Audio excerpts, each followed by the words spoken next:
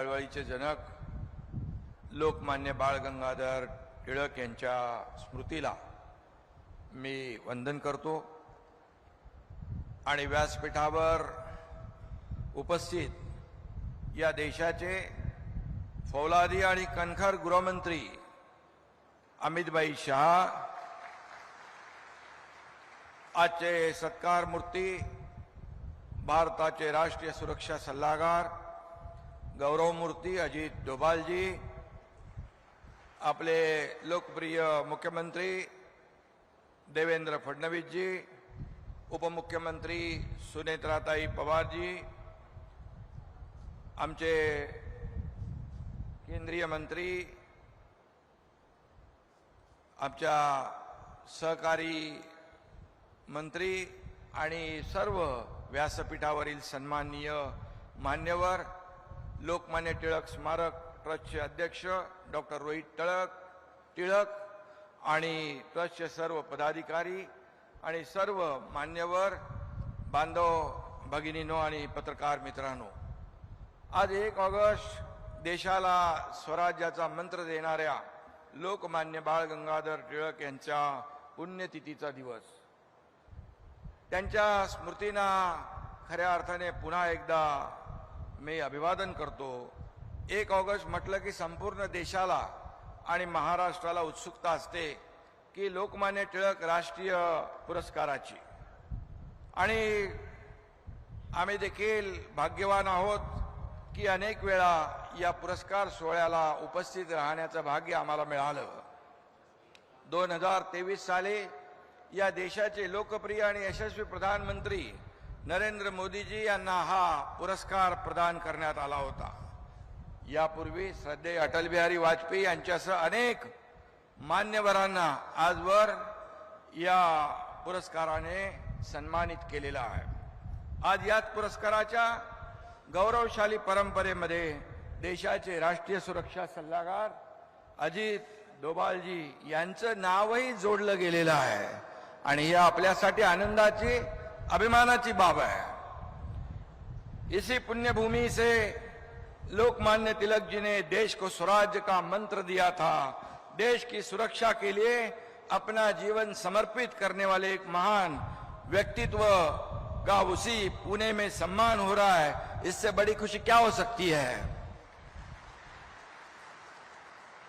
Shakespeare कह गए थे नाम में क्या रखा है, लेकिन मैं कहता हूं अजित डोभाल सिर्फ नाम ही काफी है. महाराष्ट्राच्या 13 करोड जनतेच्या वतीने मी त्यांचं अभिनंदन करतो आणि एक गोष्टीचा इथे मुद्दाम उल्लेख करतो. देश की सीमाओं की रक्षा के लिए अपने छाती की ढाल बनाने वाले डोभाल जी को अमित भाई के हाथों ये पुरस्कार दिया जा रहा है. ये दुग्ध शर्करा योग है, ये संजोग है. ये सिर्फ एक महान व्यक्ति दूसरे महान व्यक्ति का सम्मान नहीं है. एक तरफ देश का आंतरिक सुरक्षा को नई दिशा देने वाले, नक्सलवाद को समाप्त करने वाले, सफाया करने वाले और देशद्रोहियों का खात्मा करने वाले गृह मंत्री अमित भाई शाह, और दूसरी तरफ देश की सीमाओं की रक्षा करने वाले और राष्ट्रीय सुरक्षा को ताकत देने वाले रणनीतिकार अजित डोभाल जी. ये भारत की राष्ट्रनिष्ठा, राष्ट्र शक्ति और राष्ट्रीय सुरक्षा की संकल्पना को नमन करने का समारोह है. और मैं ये भी कहूंगा कि 2014 में इस कल्याणकारी सुराज्य की सरकार की स्थापना मोदी जी ने की. अमित भाई तो उनके साथ साहेब के तरीके से खड़े थे. हम सिर्फ राम नहीं कहते, साथ में लक्ष्मण का नाम भी लेते हैं. राम लक्ष्मण की जोड़ी कहते हैं. वैसे देश की राष्ट्रप्रेमी जनता आज मोदी शाही कहती है. यह भी हमारे लिए बहुत ही गर्व की बात है. लोकमान्य तिलक जी ने हमें स्वराज का महामंत्र दिया और आज हमारा देश उस स्वराज की सुरक्षा का मंत्र दुनिया को, विश्व को दे रहा है. ये हमारे लिए गौरव की बात है. इस मंत्र की रचना डोभाल साहब ने आदरणीय प्रधानमंत्री और आदरणीय केंद्रीय गृह मंत्री के मार्गदर्शन में कर रहे हैं। लोकमान्य तिलक और अजीत डोभाल जी का दौर तय वैसे अलग अलग है, लेकिन जब हम देश हित और इंटेलिजेंस की बात करते हैं, उस नजरिए से देखते हैं, तो डोभाल जी और लोकमान्य तिलक जी के आदर्शों पर ही चलने वाले एक व्यक्तित्व के रूप में आपको दिखाई पड़ेंगे, जिसका उल्लेख डॉक्टर रोहित जी ने भी किया है।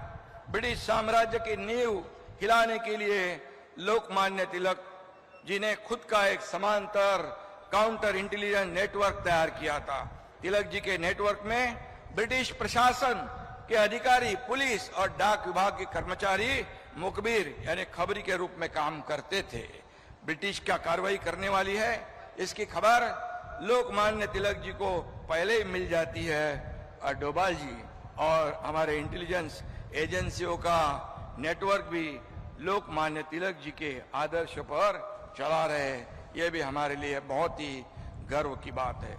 आतंकवाद की कमर तोड़ने और दुश्मनों से देश की रक्षा करने के लिए डोभाल जी ने भारत की इंटेलिजेंस प्रणाली को दुनिया में अव्वल बनाया।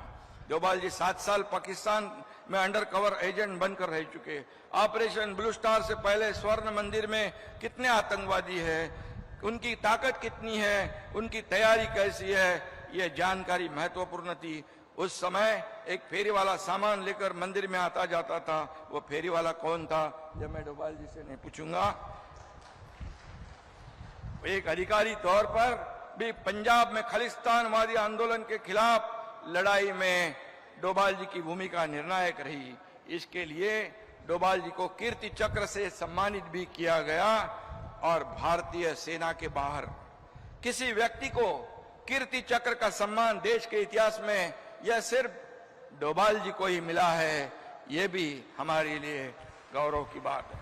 उरी के आतंकवाद का भी यहाँ पर उल्लेख रोहित जी ने किया है, सर्जिकल स्ट्राइक का भी किया है, पुलवामा हमला इसका भी किया है, और ऑपरेशन सिंदूर तो कोई नहीं भूल सकता है। और हमारी सेना ने महज 23 मिनट में पाकिस्तान को घुटनों के बल पर लाने का काम किया है, यह भी हमारे देश के लिए गौरव की बात है। और इसमें हमारे प्रधानमंत्री जी, हमारे गृह मंत्री जी और अजीत डोभाल जी का भी बहुत बड़ा योगदान है। अतुलनीय देश प्रेम, बेहतरीन रणनीतिक कौशल और राष्ट्र रक्षा के लिए किए गए कड़े सटीक फैसले ही डोभाल जी की असली पहचान है। राष्ट्र प्रथम, यही राष्ट्रभक्त डोभाल जी का मिशन है।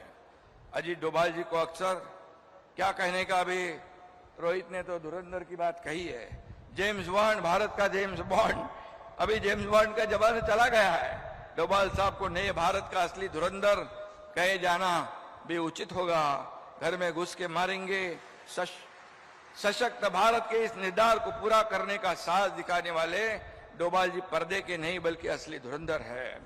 और उनके पीछे चट्टान की तरह खड़े होने वाले हमारे मोदी जी और गृह मंत्री अमित भाई यहाँ पर उपस्थित है। इसीलिए ये सम्मान को 4 चांद लग गए हैं।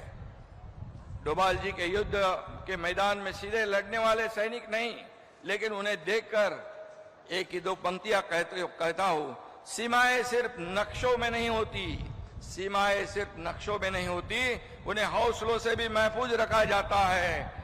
ये 2 पंक्तियां ही डोभाल जी का पूरा प्रोफाइल बताती है। और इसलिए 2014 से पहले देश की परिस्थिति हमने देखी है, धमाकों की घटनाओं से कांपता भारत हमने देखा है। 2014 के बाद सुरक्षित भारत भी हमने देखा है। मोदी जी देश को आगे बढ़ा रहे हैं, इसमें डोभाल साहब का भी योगदान है। भारताला युद्ध नको आहे, भारताला शांतता हवी, पण भारतीय स्वराज्याकडे डोळे वटाळून कोणी बघण्याची हिम्मत केली तर त्याचे डोळे त्याच्या हातात काढून देण्याची हिम्मत भारतीय लष्करामध्ये आहे। आणि म्हणून आज भारताची ताकद केवळ आपल्या शस्त्रामध्ये नाही, भारताची ताकद आपल्या खंबीर निर्णय क्षमतेत आहे। भारताची ताकद केवळ आपल्या सीमांमध्ये नाही, तर भारताची ताकद आपल्या 140 कोटी जनतेच्या आत्मविश्वासामध्ये आहे। आणि म्हणून 2023 साली हा पुरस्कार प्रधानमंत्री नरेंद्र मोदीजी यांना मिळाला. त्यांनी हा पुरस्कार या भारताच्या जनतेला समर्पित केला. आज तोच पुरस्कार मोदीजींनी अमित भाईंनी नियुक्त केलेल्या धडाकेबाज आणि चाणाक्ष अशा देशभक्ताला मिळाला. त्याचं मी मनापासून अभिनंदन करतो. त्यांना खूप खूप धन्यवाद देतो. आणि या देशाच्या सुरक्षा आणि इंटेलिजन्स परंपरेचा हा गौरव आहे.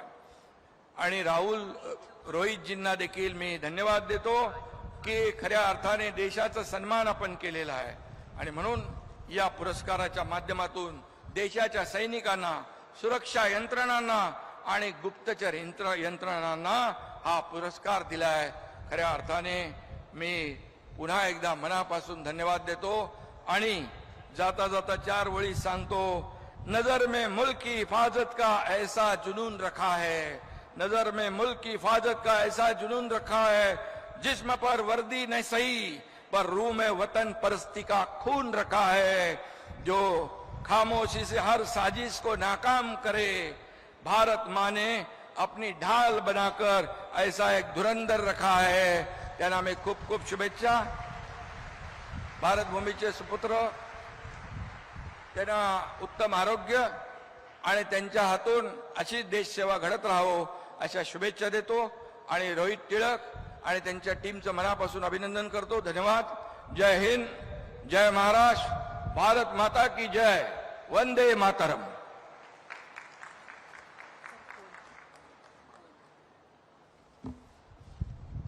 यानंतर महाराष्ट्र राज्याचे मुख्यमंत्री